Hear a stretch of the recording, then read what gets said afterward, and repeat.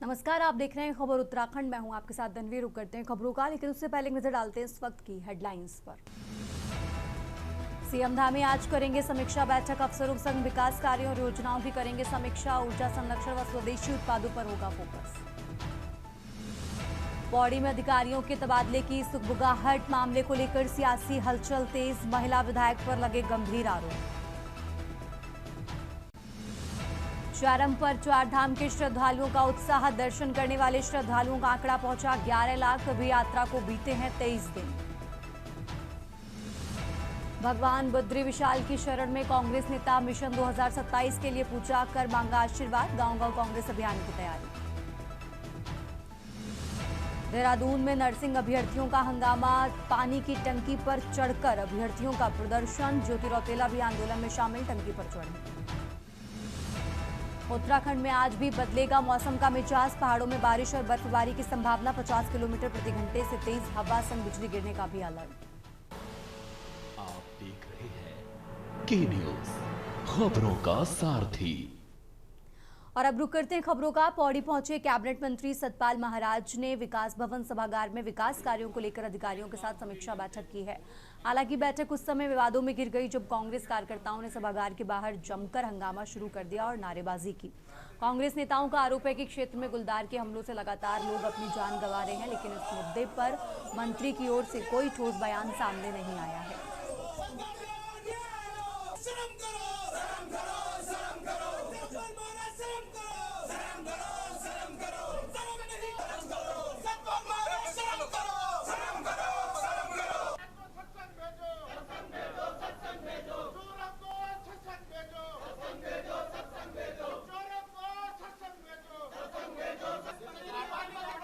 भाग्यपूर्ण है क्योंकि आप जानते हैं कि गुलदार के अभी भी सांसों में जो है 2 गुलदार एक आ गए। तो मैंने यहाँ कहा कि पिंजरा आप लगाइए और वहाँ पर कुछ लाइट्स लगाइए सोलर, ताकि बच्चे जो है सुरक्षित रह सकें। तो इसके लिए भी निश्चित रूप में हमने शार्प शूटर्स भी जो है इंगेज किए हैं, ताकि इनको किया, और ट्रैंकुलाइजर गन का भी हम उपयोग करेंगे।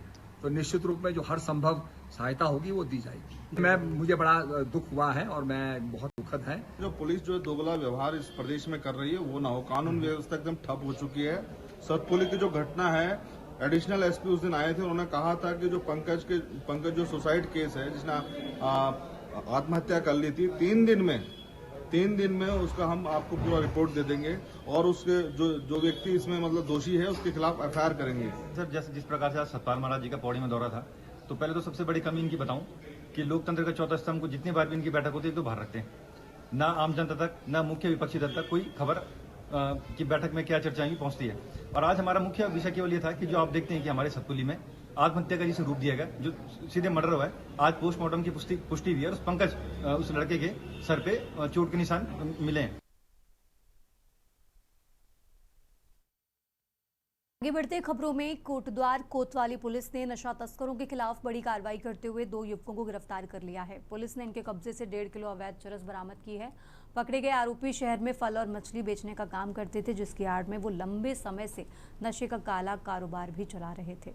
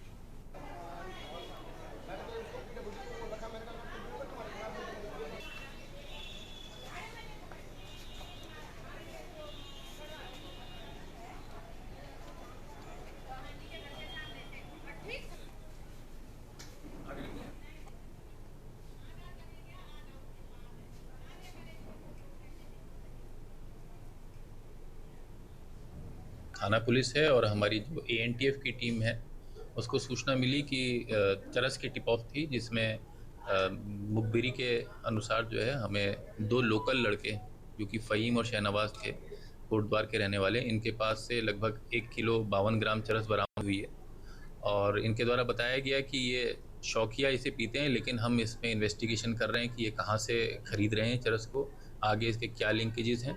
तो इनको सुसंगत जो NDPS की धाराएं हैं इसमें गिरफ्तार किया गया और इसमें आज इन्हें न्यायालय के समक्ष पेश किया जा रहा है। और आगे बढ़ते हैं खबरों में। उत्तराखंड में एक बार फिर मौसम का मिजाज बदलने वाला है। मौसम विभाग के वैज्ञानिक रोहित थपलियाल के अनुसार राज्य में 12 और 13 मई को अधिकांश स्थानों पर हल्की से ज़्यादा बारिश होने की संभावना जताई गई है। मौसम विभाग ने विशेष रूप से उत्तरकाशी, रुद्रप्रयाग, चमोली, पिथौरागढ़ और बागेश्वर जिले के लिए अलर्ट जारी किया है।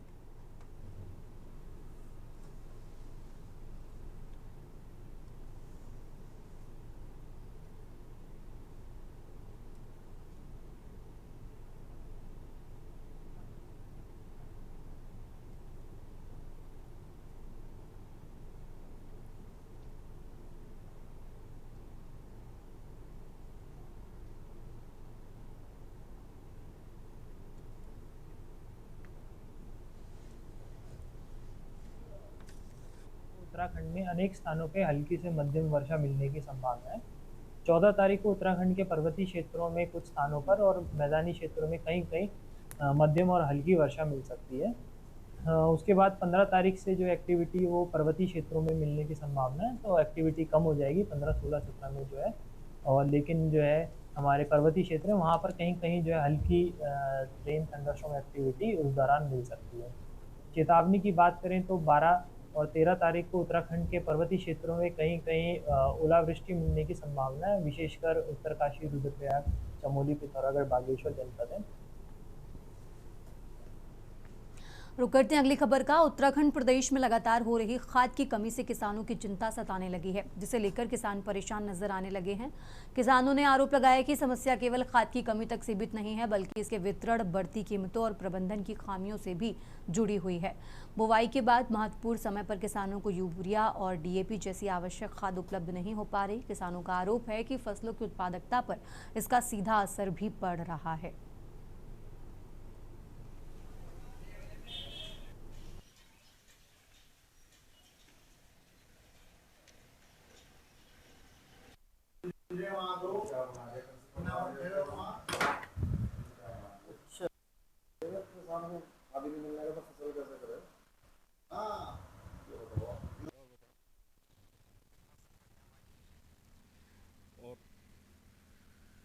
है ना, तो उसके वजह से किसानों को दिक्कत हो ही रही।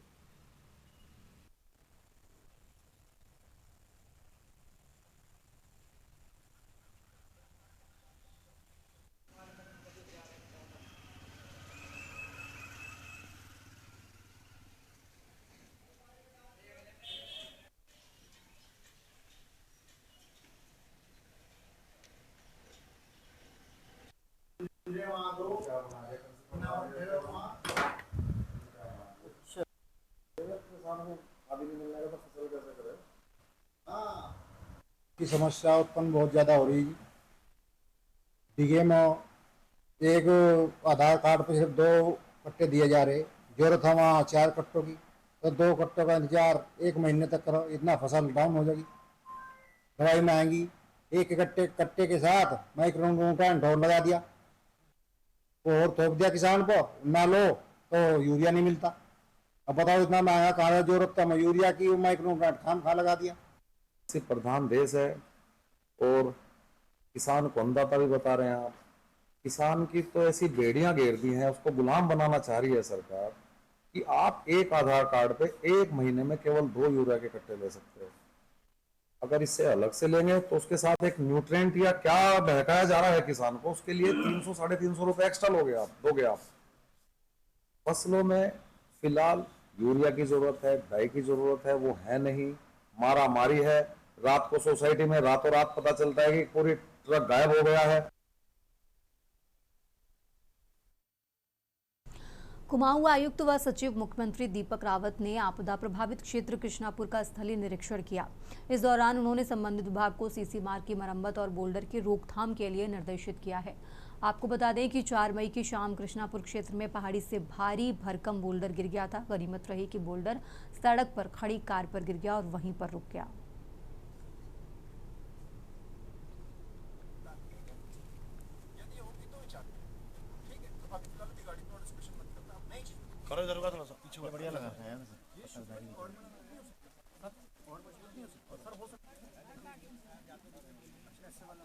एक नोट करो भाई, ये परसेंट ही है, लेकिन ये बताइए फिर क्या यहाँ पे देखिए, जो आज हम कृष्णापुर में आए हैं, इसमें इमीडिएट समस्या तो इसी की है कि जो कुछ दिन पहले यहाँ पे एक बोल्डर बहुत दिनों से अटका हुआ था, डेंजरस था, उसमें पूर्व में भी पत्राचार आपकी ओर से किया गया था, तो डिपार्टमेंट ने उसकी रोकथाम के लिए एक जाल वहाँ पे लगा दिया था, लेकिन वो काफ़ी नहीं रहा और उस जाल को तोड़ते हुए वो बोल्डर नीचे गिर गया। उसने एक कार को भी क्षतिग्रस्त किया है, एक बाइक को भी क्षतिग्रस्त किया है और खुशकिस्मती रही कि इसमें कोई जान नहीं गई, अदरवाइज इसमें कोई बड़ा नुकसान भी हो सकता। इसको सेफली यहाँ से हटाने की, ऑब्वियसली इतना बड़ा बोल्डर एक साथ तो नहीं हट सकता, छोटे टुकड़े करके या चूरा करके किसी टेक्नोलॉजी उसको हटाया जा सकता है। राजधानी देहरादून के कलेक्ट्रेट परिसर में साप्ताहिक जनता दरबार में न्याय की उम्मीद लिए फरियादियों का सैलाब उमड़ पड़ा। संयुक्त मजिस्ट्रेट राहुल आनंद की अध्यक्षता में आयोजित जनसुनवाई में कुल 201 शिकायतें दर्ज की गई। मामलों की गंभीरता को देखते हुए प्रशासन ने जीरो टॉलरेंस की नीति अपनाते हुए संबंधित विभागों को तत्काल समाधान के निर्देश दिए हैं। जनसुनवाई के दौरान पारिवारिक प्रताड़ना और संपत्ति विवाद के मर्मस्पर्शी मामले सामने आए, जिस पर प्रशासन ने मानवीय दृष्टिकोण के साथ सख्त कानूनी रुख अपनाया है।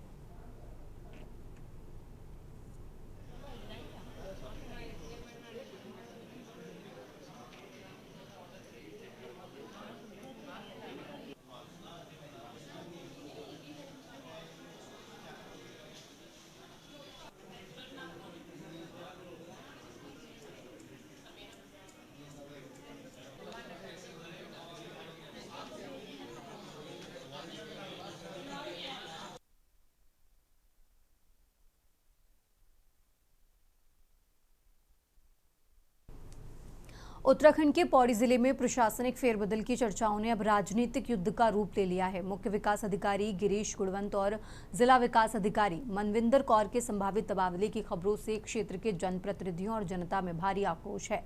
कालजीखाल ब्लॉक के कनिष्ठ प्रमुख दीपक असवाल ने इस मुद्दे पर मोर्चा खोलते हुए सरकार और एक सत्ताधारी विधायक को आड़े हाथों लिया। सोशल मीडिया पर अधिकारियों के तबादले की खबरें वायरल होने के बाद कनिष्ठ प्रमुख दीपक असवाल ने तीखी प्रतिक्रिया दी है।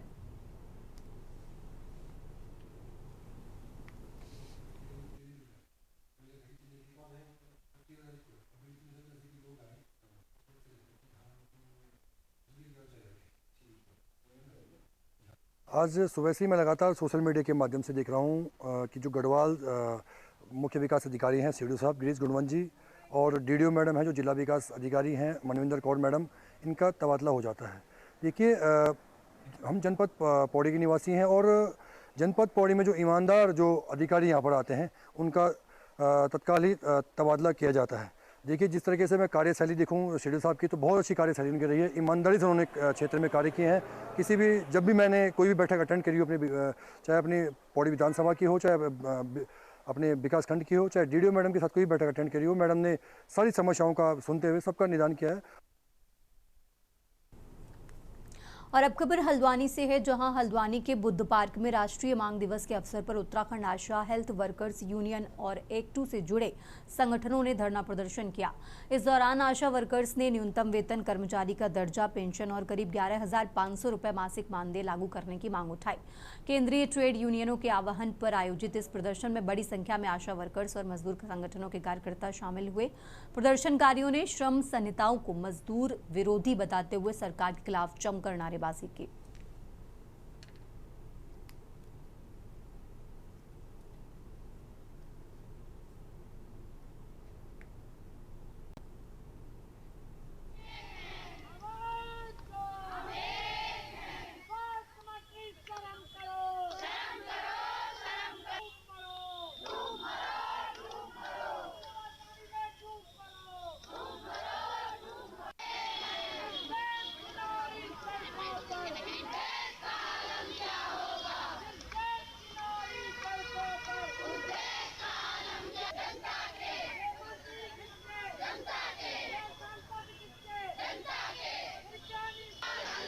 सर, हमारी जो मांगे हैं, हमारा यह है जो कि इन्होंने जो कहा था कि मतलब 1 साल पहले ये वादा करा था कि 1,000 हमने आशाओं का मानदेय बढ़ा दिया है।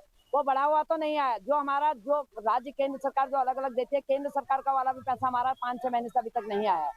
और राज्य सरकार भी रोक रोक का हमारा 5-5, 6-6 महीने में देती है। जबकि विधायक, सांसद और अपने विधायकों के सांसदों के पैसा बढ़ा रहे हैं। जब हमारी आशाएं अपना श्रम बेच रही हैं तो हमारी आशाओं का मानदेय क्यों नहीं बढ़ाया जा रहा है? 20 साल से हमको काम करते करते हो गए हैं। मांग दिवस है, पूरे देश के भीतर ट्रेड यूनियनों का आह्वान है कि लेबर कोड वापस लिए जाएं और जो भी गिरफ्तार मजदूर हैं उनको रिहा किया जाए। तमाम मजदूरों पे दमन बंद करें। पूरे देश के भीतर 26,000 कम से कम सबको वेतन दिया जाए और आशाओं को जो महिला कामगार हैं उनको वर्कर का दर्जा मिले। पूरे देश के भीतर उनको पेंशन मिले, सरकारी कर्मचारी का दर्जा मिले और राज्य के भीतर भी जो वायदा सरकार ने किया था, मुख्यमंत्री जी ने खटीमा में 31 अगस्त 2021 को वायदा किया था। और आगे बढ़ते हैं खबरों में। अब खबर उत्तराखंड के पौड़ी जिले से है, जहां सतपुली गुमखाल नेशनल हाईवे पर निर्माण कार्य के दौरान एक जेसीबी मशीन अनियंत्रित होकर गहरी खाई में जा गिरी। इस दर्दनाक हादसे में मशीन चला रहे ऑपरेटर की मौके पर ही मौत हो गई। जानकारी के अनुसार हादसा कुल्हाड़ बैंड के पास हुआ। निर्माण कार्य में जुटी जेसीबी मशीन अचानक अपना संतुलन खो बैठी और सड़क से करीब 120 मीटर गहरी खाई में जा गिरी।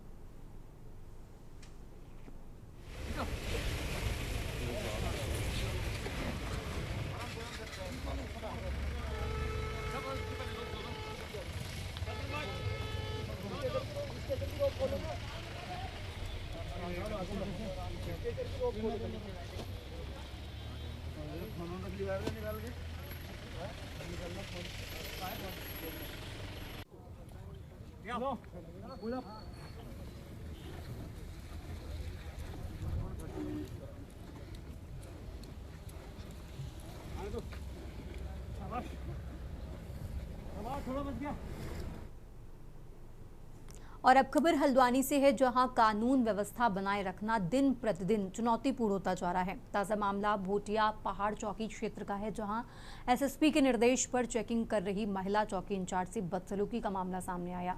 बताया जा रहा है कि एक रसूखदार की गाड़ी से काली फिल्म हटवाने पर चौकी इंचार्ज को अपमानित होना पड़ा। हालांकि बाद में महिला चौकी इंचार्ज ने कार स्वामी लवजीत सिंह के खिलाफ रिपोर्ट दर्ज कराई है। वहीं पुलिस क्षेत्राधिकारी अमित कुमार ने बताया कि लालकुआ निवासी लवजीत सिंह के खिलाफ मुकदमा भी दर्ज कर लिया गया है और उसे गिरफ्तार कर लिया गया है।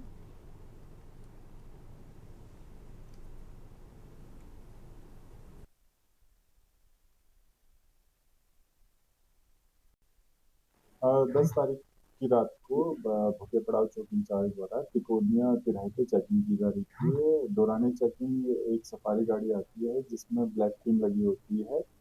ब्लैक फिल्म को हटाने के कार्रवाई की जाती है और चलानी कार्रवाई की जाती है। तो उस दौरान ही जो उसका वाहन स्वामी था, उसके द्वारा जो चौकी इंचार्ज है उसके साथ बदतमीजी की जाती है, उसे जान से मारने की धमकी, अन्य बातें की जाती है। उसमें तत्काल कल अभियोग पंजीकृत कर लिया गया था और उसको हिरासत में भी ले लिया गया था।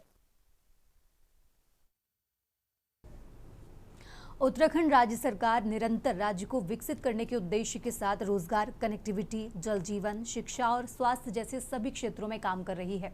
मुख्य रूप से राज्य सरकार का मत है कि पहाड़ का पानी और पहाड़ की जवानी प्रदेश हित में काम आए और कोई भी युवा रोजगार से वंचित न रह पाए। धामी सरकार का दावा है कि पिछले 4 सालों में अब तक 30,000 से ज्यादा युवाओं को नौकरियां प्रदान की गई, लेकिन बावजूद इसके लंबे समय से प्रदेश में एक बड़ा आक्रोश स्वास्थ्य क्षेत्र से जुड़े युवाओं को देखने को मिल रहा है। ये रिपोर्ट देखिए।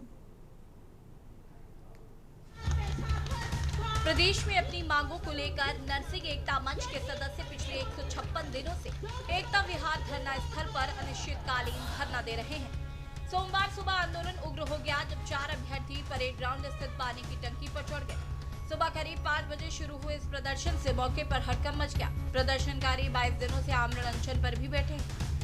टंकी पर चढ़े अभ्यर्थियों के समर्थन में अन्य साथी नीचे धरना देकर सरकार के खिलाफ नारेबाजी कर रहे हैं। सूचना मिलते ही मौके पर भारी पुलिस बल तैनात कर दिया गया। प्रशासन ने अभ्यर्थियों को समझाने का प्रयास किया। आंदोलनकारियों की प्रमुख मांग है कि नर्सिंग भर्ती पहले की तरह वर्षवार यानी कि सीनियरिटी के आधार पर की जाए। उनका कहना है कि पहले पुराने अभ्यर्थियों को प्राथमिकता मिलती थी, लेकिन अब सरकार ने भर्ती परीक्षा लागू कर दी है। इससे वर्षों से तैयारी कर रहे युवाओं का नुकसान हो रहा है। अभ्यर्थियों का आरोप है कि राज्य में नर्सिंग के कई पद लंबे समय से खाली हैं, फिर भी भर्ती प्रक्रिया पूरी नहीं हो पा रही है। 1 या 2 बजे तक हमारे लोग यहाँ पे जो बने हुए हैं, 28 घंटे लोगों को ऊपर हो गया है और अब सरकार की जो तानाशाही है वो भी हमें देखने के लिए मिल रही है कि कह रहे हैं कि पानी भी ऊपर नहीं पहुंचाना है। तो 1 बजे तक का हम देख रहे हैं कि जो कल बात कर रहे थे कि डीजी मैडम के साथ मीटिंग है, डीजीएल के साथ उनके साथ कुछ बातें होंगी। लगातार वो मांग कर रहे हैं वर्षवार भर्ती की, लेकिन सरकार की तरफ से कोई सुनवाई नहीं है। एक तरफ प्रधानमंत्री नरेंद्र मोदी नारी मंडलन की बात करते हैं, दूसरी तरफ देखिए आप नीचे कि कितनी महिलाएं अपने बच्चों के साथ नीचे बैठी हुई है, कितने युवा हमारे नीचे बैठे हुए हैं और सरकार जितनी हो चुकी है। नर्सिंग अभ्यर्थियों के आंदोलन को अब राजनीतिक समर्थन भी मिलने लगा। देहरादून के परेड ग्राउंड में चल रहे प्रदर्शन में अब नर्सिंग अभ्यर्थियों के साथ अब विपक्ष भी कंधे से कंधा मिलाता हुआ नजर आ रहा है। मुख्य विपक्षी दल कांग्रेस की महिला मोर्चा के अध्यक्ष ज्योति रौतेला बीते दिन से ही पानी की टंकी पर चढ़कर प्रदर्शन में शामिल हुई। कांग्रेस महिला मोर्चा के अध्यक्ष ने प्रदर्शनकारियों की मांगों को जायज बताया। महिला कांग्रेस प्रदेश अध्यक्ष ज्योति रौतेला ने कहा कि सरकार को तुरंत बातचीत कर समाधान निकालना चाहिए ताकि युवाओं को सड़कों पर न उतरना पड़े। वहीं विपक्षी दलों के समर्थन पर भाजपा ने आरोप लगाया है कि वो नर्सिंग अभ्यर्थियों को बरगलाकर राजनीति कर रहे हैं। भाजपा का कहना है कि सरकार भर्ती प्रक्रिया को पारदर्शी बना रही है। फिलहाल परेड ग्राउंड क्षेत्र में सुरक्षा बढ़ा दी गई है। प्रशासन लगातार स्थिति पर नजर बनाए हुए है। वहीं नर्सिंग एकता मंच के सभी अभ्यर्थी सरकार से जल्द मांगे पूरी करने की मांग पर अड़े हैं। उत्तराखंड क्रांति दल अपने जितने भी क्षेत्रीय या हमारे राज्य के मूल निवासी हैं, जो भी सड़कों पर आंदोलनरत हैं, उत्तराखंड नर्सिंग एकता मंच के आंदोलन में हम पहले भी गए थे। हमने तब भी उन्हें समर्थन दिया था और निश्चित रूप से उनकी मांग जायज है।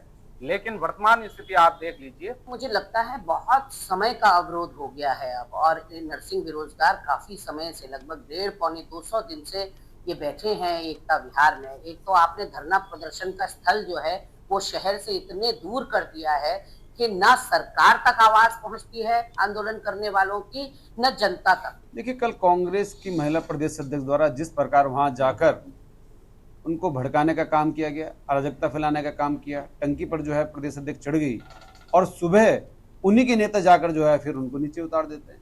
तो ये दिखाता है, ये स्पष्ट दर्शाता है कि ये सारी जो है साजिश कांग्रेस की है।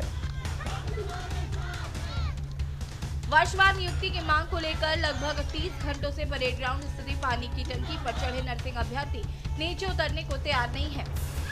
नर्सिंग अभ्यर्थियों के समर्थन में महिला कांग्रेस की प्रदेश अध्यक्ष ज्योति रौतेला भी पानी की टंकी पर चढ़ी हुई है। इसी बीच श्रीनगर में पूर्व कैबिनेट मंत्री और कांग्रेस नेता हरक सिंह रावत भी देहरादून में आंदोलनकारियों के बीच पहुंचे, जहां उन्होंने मांगों का समर्थन किया है। साथ ही उन्होंने धरने पर बैठे नर्सिंग अभ्यर्थियों को संबोधित किया, उनकी मांगों को जायज बताया। कल हुई लगभग 2 घंटे की मंत्री सुबोध उनियाल से वार्ता भी विफल रही। काफी समझाने के बावजूद अभ्यर्थियों ने अपने आंदोलन को यथावत रखने का निर्णय लिया। काफी देर समझाने के बावजूद नर्सिंग अभ्यर्थी नहीं माने, जबकि 5 लोग अभी भी पानी की टंकी पर चढ़े हुए हैं, जिसमें महिला कांग्रेस की प्रदेश अध्यक्ष ज्योति रौतेला भी शामिल है। अब देखना होगा कि सरकार इनकी मांगों पर कितना अमल करती है या ये आंदोलनकारी ऐसे ही पानी की टंकी पर अपनी मांगों को पूरा होने तक टिके रहेंगे।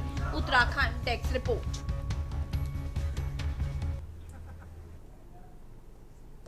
उत्तराखंड की खबरों में फिलहाल इतना ही। आप देखते रहिए के न्यूज़ इंडिया।